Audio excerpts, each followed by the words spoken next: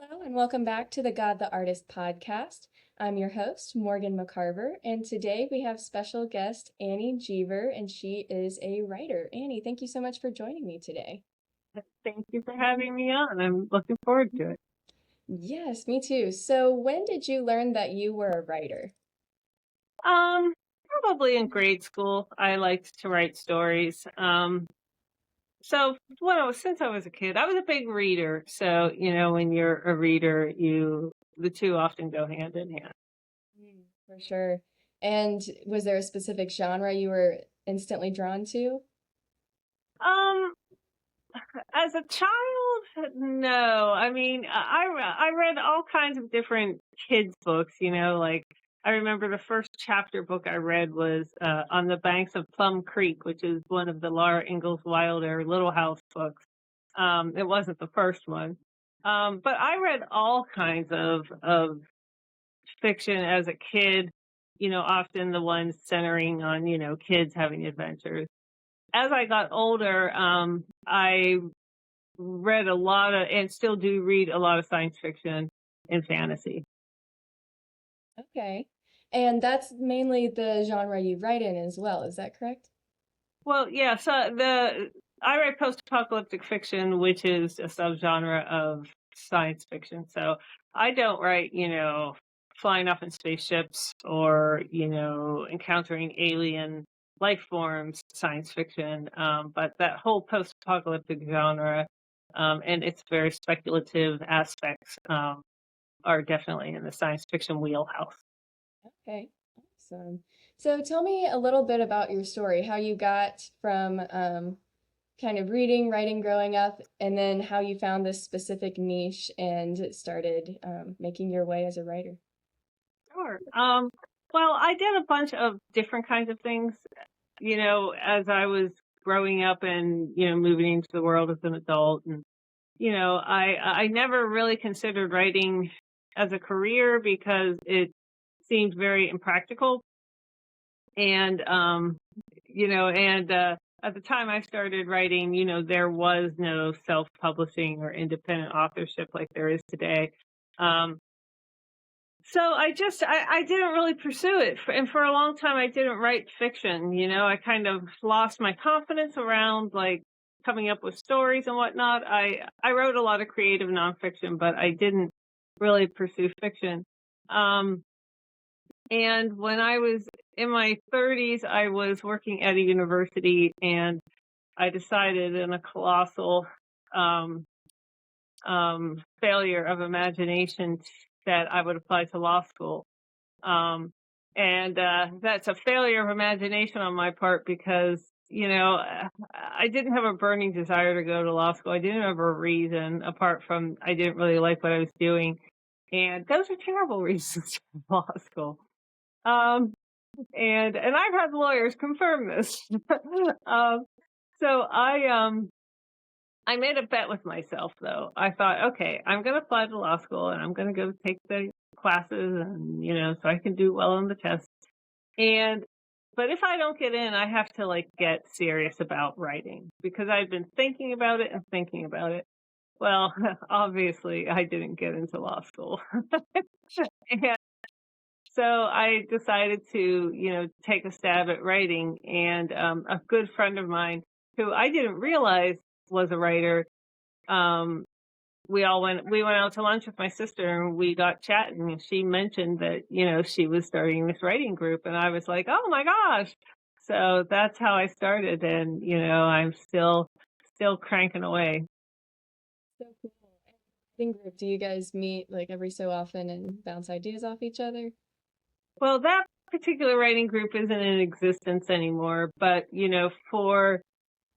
for about 5 years, this was when I was living in California and there were five of us, and we were writing across different genres. A couple of us were in like post-apocalyptic speculative fiction, then women's fiction. Um, I don't know, I guess women's kind of fiction, the other story. But, I learned an awful lot in that group, because luckily there were writers who were better than me. That's, how you learn. So for 5 years we met every 3 weeks. We would have our 15 pages per, and we would get together with some takeout and some wine and do critiquing. I love that. Sharing ideas just really is so important, I think, for creative people. It is, and nothing happens in a vacuum. They're not all your ideas per se. Like I've had so many of my great ideas or things that people be like, "Oh, how did you come up with that?" It's like, well, funny you should ask. My friend said, or often those suggestions of, "Have you ever thought about X or Y?" end up being things that really like spark the story to come alive. So you know my experience of being an artist is that it's a very collaborative, uh it's a very community oriented, and from what I've seen, because there are other artists in my life, and from what I have seen just through life, that tends to be the same. The idea of the solitary artist off in the woods, well, maybe part of the time, but I'd be very surprised if they did that the whole time. Right.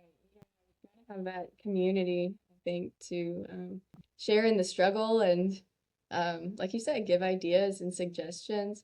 So tell hmm us about your book that you are currently plugging. It's published, right? It's already officially out. Yeah, my most recent book is called Darkest Light. It's the first book in a post-apocalyptic, like post-collapse EMP kind of disaster scenario where there's a solar flare, causes, massive damage and basically takes out the grid and most electronics. Um, which, makes for interesting times. um, and so the first book of that is out, and one thing that's kind of cool about that is that that story is set within a shared world called Ravaged Skies, and there's 13 authors, and we're all writing in the same world. We're writing our own series within that world.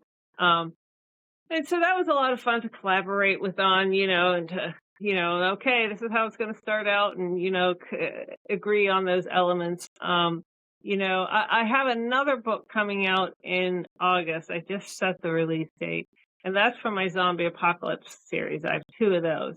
One is finished, one I'm still writing. Um, and then right now I'm working on the second book in the Ravaged Skies series, to be titled. So, tell us a little bit about writing in a shared world. I've never even thought that that was an idea. Like I know authors will come over and kind of take up the banner, so to speak, of an author who might have passed away or something like that. But it sounds like you guys created this world for yourselves, and then are you sharing characters? How does that work? Well, everybody is kind of writing their own stories within the world. So like it with the first book, you know, everybody had got a partner more or less to try and like have a little crossover moment, like a little Easter egg moment between your stories. And as a way to generate interest and to give, a little bit of a through line, but everybody is writing their own stories. So while the circumstances of the first book are the same in every series that every writer is working on, we're all free to develop our own story. So we can change. My world might look different than Bailey Higgins's world, or Chris Philbrook's. And but some of us are still working on having, characters who may meet up, and influence one another's storylines, or at least, appear. And there's one author I think I might be able to work with him because his characters go where my characters are, so it just seems like a no-brainer, to have them at least say hello and come across each other. So a lot of it just really depends on the author. in their story and, what they can or can't accommodate. Okay.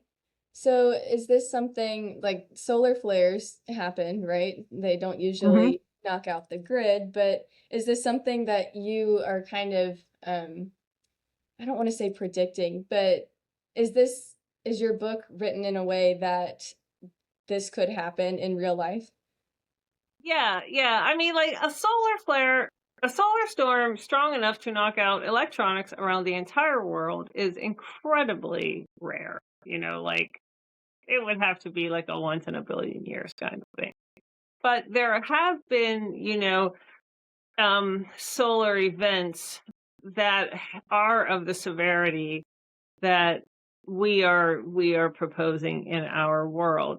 There was one in the 1800s called the Carrington event, and it's the man who is named after. He just happened to be looking at the sun through a telescope when there was this really big solar flare, like, and he saw it happen.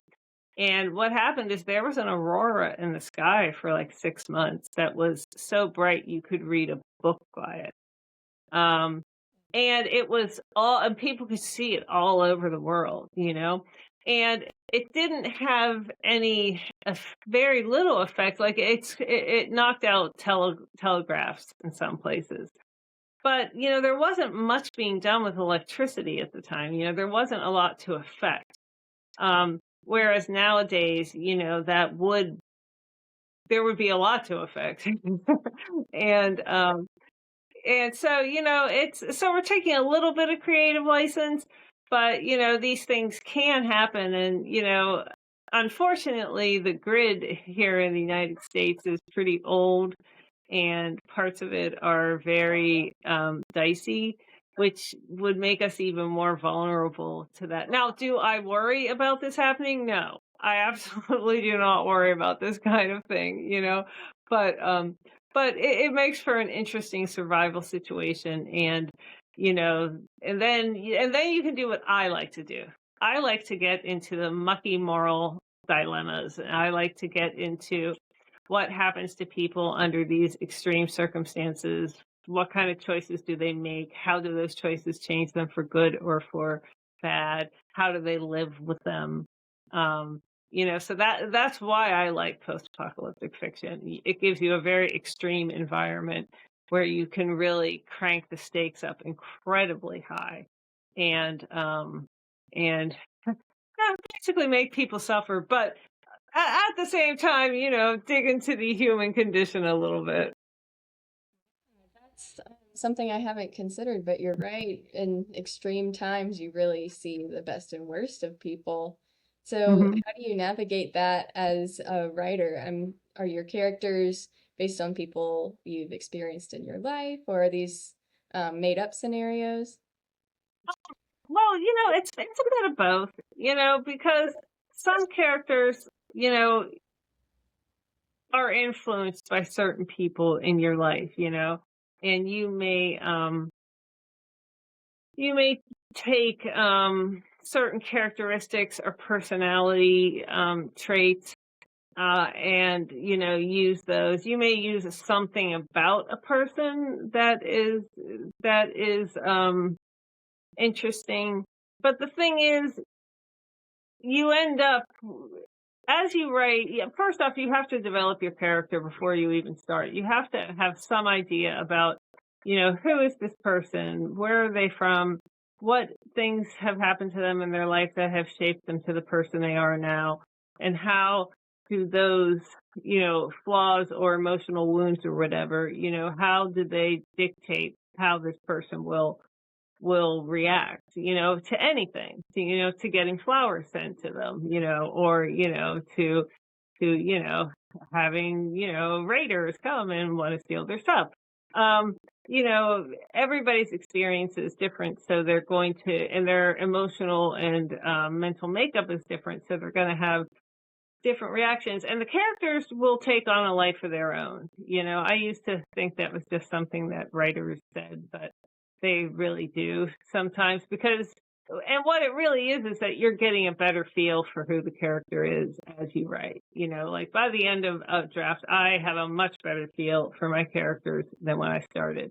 But I also just have certain characters that I just base them off like a kind of person. Like one of the main characters in my most recent book, Darkest Light, his name is Caleb Frost. He is a former U.S. Army Ranger who has turned to a life of crime. He's a bank robber now. And he's very happy with where he is in life. And there's a lot of reasons why he ended up where he is, after, having this betrayal that kicked him out of the army essentially, and, for doing the right thing. So I don't know anybody who's been kicked out of the army for doing the right thing. I don't know anybody who's a special forces person, but, I thought about like the kind of person who serves, what kind of things may motivate them, what kind of, emotional needs and wants might that kind of service, fill for them, and then, take it from there. And then throw in this, and now he's a bank robber. Which, makes sense as you read the book, but it's a weird juxtaposition. So, so some of them you just start from scratch. You're not basing it on anybody. You're not, thinking of a particular person. So a bit of both. Okay, that makes sense. And I love this dilemma you bring up of good and evil, and it's not necessarily so black and white as the good guys are always good and the evil guys are always evil. How does that kind of work to tell your story, or what are you hoping to get for readers to get out of this story? Is this like a Christian allegory, or how does faith play into that? It's not a Christian allegory in this particular book. What I'm trying to get readers to experience and maybe think about is the totality of human experience, and how your lived experience will change who you are, for good or for bad, or just, in a neutral way. Like, for instance, and this is not in this series, but in my Undead Age series, my main character, she has lived through the zombie apocalypse. It's set 10 years later, and society is kind of messed up. And she is a woman who is very, very devout. She's a very devout Catholic. She has a very strong moral compass. And she has made some incredibly morally dubious choices that she would not have made had she just lived a normal life.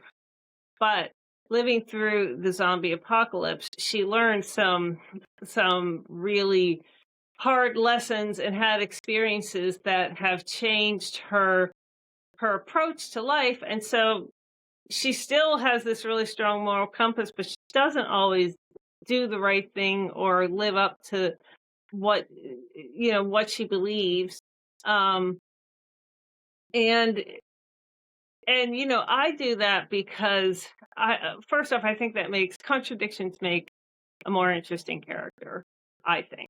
And when there are contradictions around, either deeply held beliefs or, or I guess deeply held beliefs, that really makes for an interesting ride with that character. Like, my former Army Ranger who's a bank robber, how does this person go from someone who is, was, motivated to join the service, to serve others, to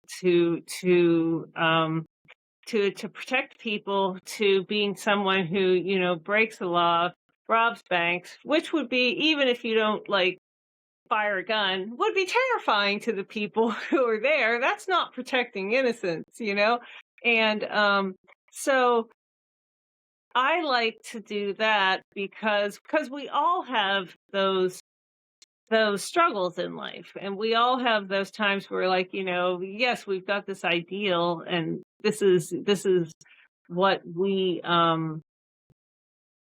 this is what we believe, but then we don't always live up to that, and that's being human, and so how do you but in this world, for most of us, I would hope, those um situations aren't so stark, like for instance, I hate not shopping local. I really like to shop local. I really like to support the local economy.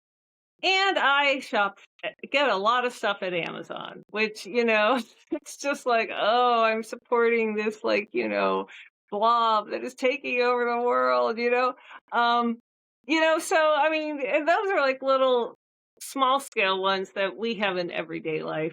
In the kind of fiction I write, we can make it, much higher stakes with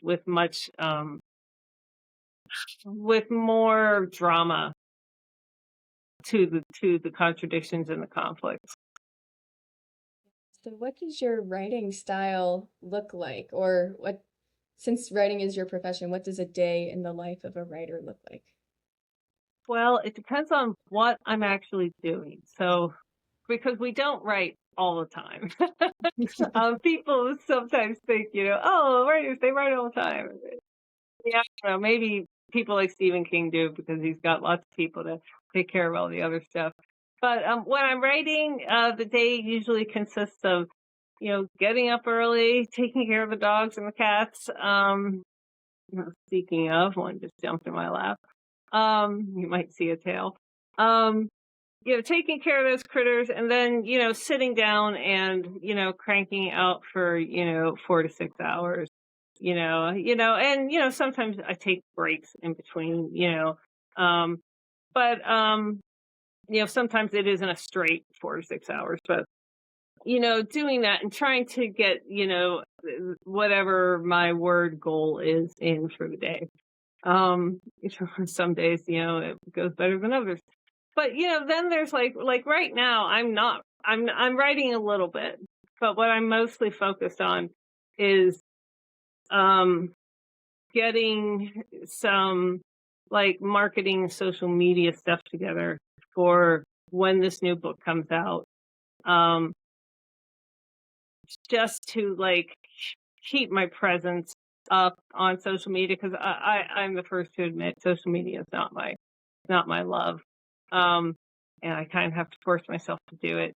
And then, also like networking with the other authors. So like now, like at the moment, it could be anything. I could get up and be working on like an ad strategy or a marketing strategy. I could end up doing a little writing. I could be touching base with my editor. Um, or working with a cover designer or working on covers myself, so there are so many different things you do when you're indie like I am. Um, that, you have my experience in that of, friends and other writers I've talked to is you've got the times you're writing, then you've got the times you're working on all the other stuff. And, they can overlap, obviously.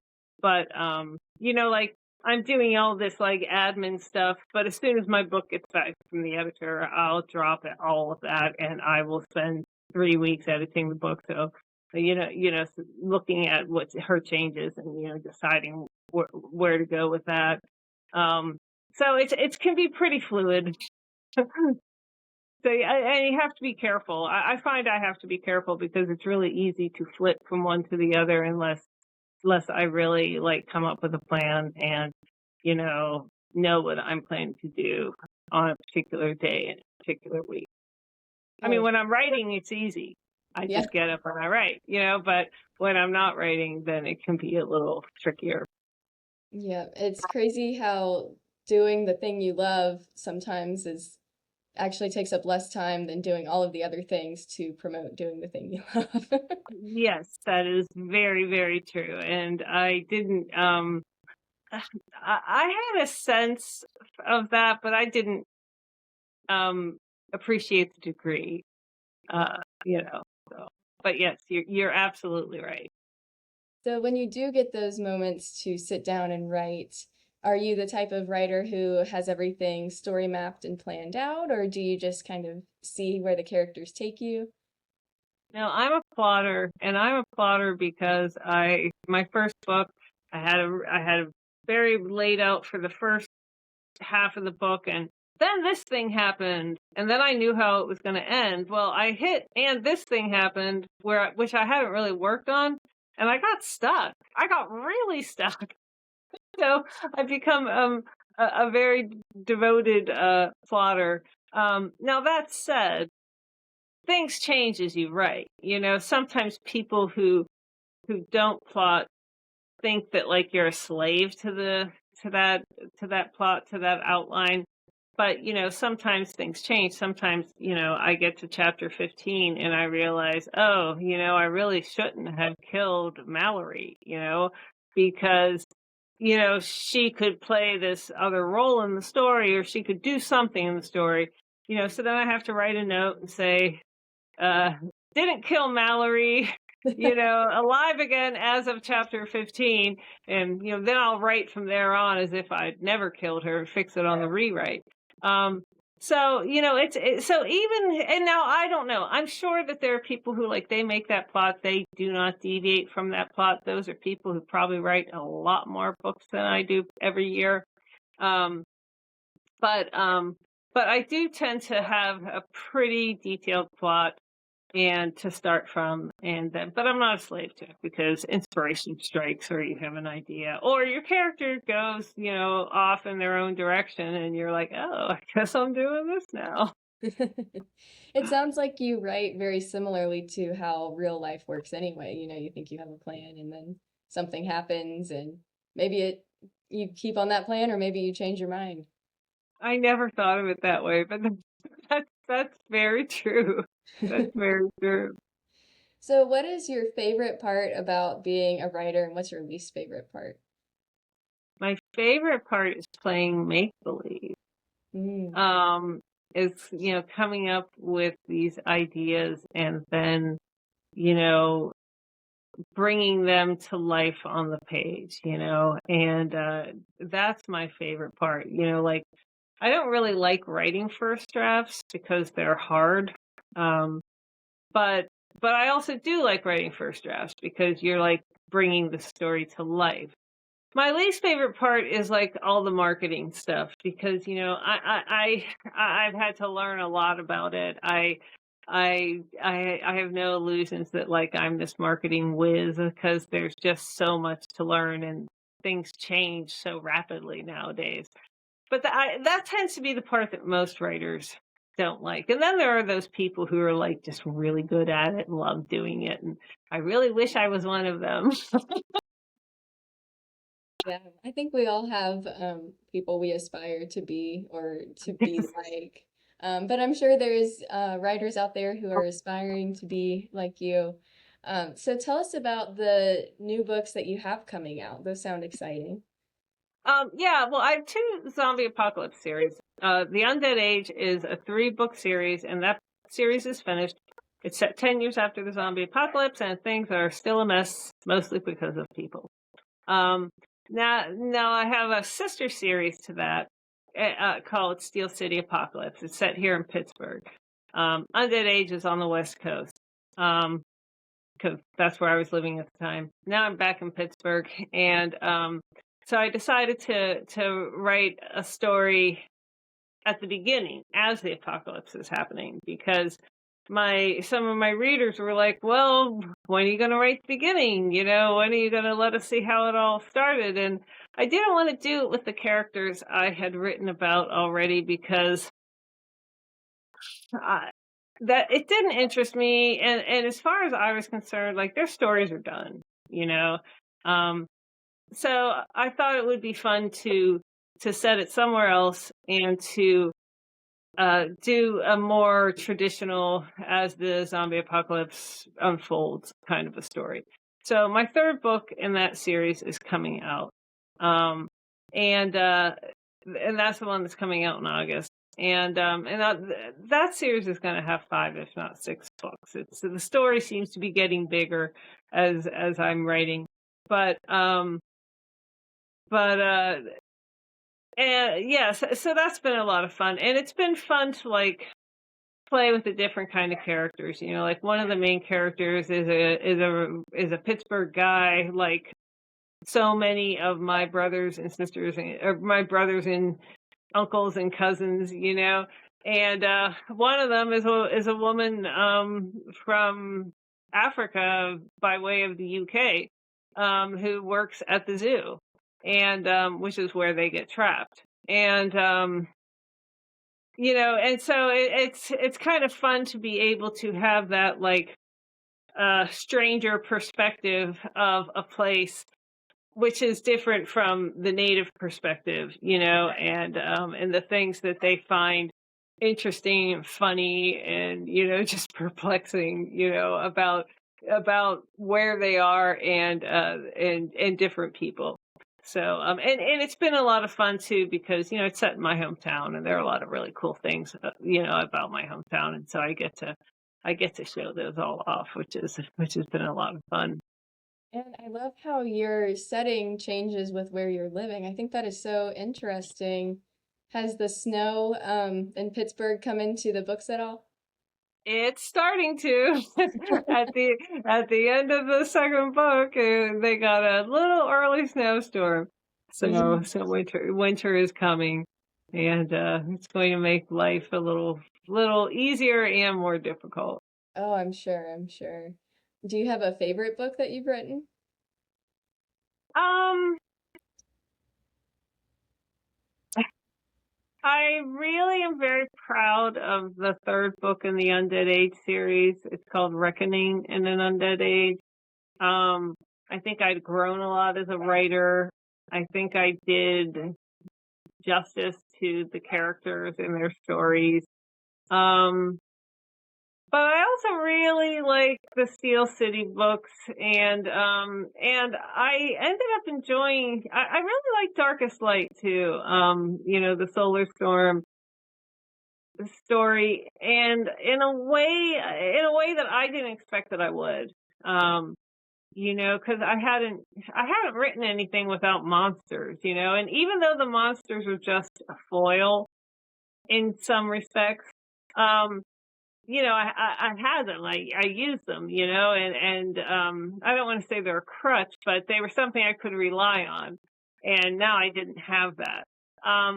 So having a more contemporary setting with without these extras, I found that really satisfying, and I was very happy with how that book turned out. I was really shocked, like, to hear you know readers, because I go to comic cons and sell my books and meet people, and that's fun because you get to meet people, and then they'll come back, you know, and you become friends with them and whatnot. I was really surprised to hear how many of them say, "Wow, this is your best book. Like, this is great," you know. This is one of the best books I've read all year, and I was just like, "Oh, okay." I was just trying to like make my deadline, you know. I just wanted it to be good enough, you know. So, so I guess you know they all kind of have a special thing. But if I had to pick one, I would pick the third Undead Age book. Um, you know, because it was a lot of story to put together, and it was not. It would have been really easy to mess it up, or to. I mean, that book is really long. Like the first 2 books in those series are approximately 125,000 words. That book was 181,000, because I had all this story I had to pull together. You know, my rough draft was 181, and I thought, hey, I can cut 40,000 words in the rewrite. And I rewrote and I cut chapters and I added chapters and I did all this stuff, and it was 181,000 words. So, yeah, you can use it for home defense.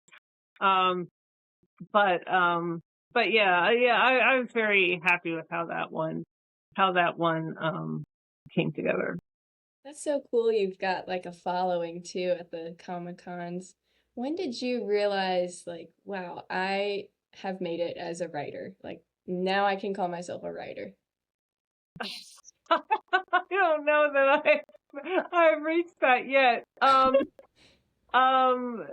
But I, when one of the I don't know, the second or third Comic Con I did, a young man came up to me right morning and he said, "I came to see you," and I was like, who is he talking to? And like that was very shocking to me and humbling, and that was kind of like, wow, I guess I am a writer. Like, people are actually coming here to see me, little old me, So, I mean, I guess there hasn't been like one moment, I would say, but when I get an email from a reader, that's always really great, and it's like, yeah, I am a writer. Like, this person reads my books, and they have judged spending their time and hard-earned money on this to be valuable to them. And and that's always like, yeah, that's what writers get, like emails like this from people. So I don't know. I don't know if I feel like I've made it as a writer, but there's a lot about it I enjoy for sure. Well, it seems like you're definitely doing something right. What do you hope your legacy will be with these books? That's a really good question. I guess I would hope that they would help people engage with and think about the human experience, and, how much capacity people have to change or to not change, how much capacity we have to reach out to one another, and, set aside all of these things that we think are so important that fundamentally really aren't, if you just take the chance to get to know someone, and that's as hard for me as it is for, anybody else, and especially now where, the politics of America are so divided and kind of overwhelming and poisonous at times. It's really easy to forget that,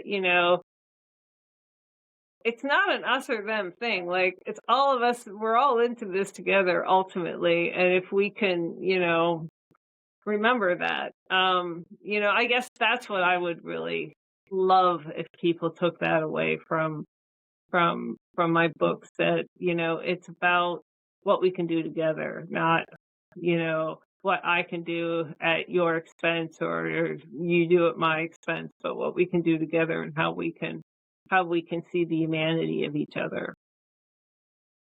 So, yes, that's beautiful. I know you said that the series isn't done. Sounds like for both series, there's more books coming, which is very exciting. What's next as well? Do you see these turning into audiobooks or movies, TV shows? Well, movies and TV shows would be completely awesome. That has not happened yet. I do have audio for Darkest Light, and I have audio for the first two Undead Age books, and I will soon have audio for the first three Steel City books, and be releasing all of that. So, because I mean, I'm a big audiobook listener as well as a reader, so it's nice to be able to have that for people. Oh, me too, for sure. I listen to audiobooks. I have a relatively long commute, so that's Hmm. usually my number one way of consuming literature these days is listening to it. Are you recording the audio yourself? No, I would like to try that at some point, but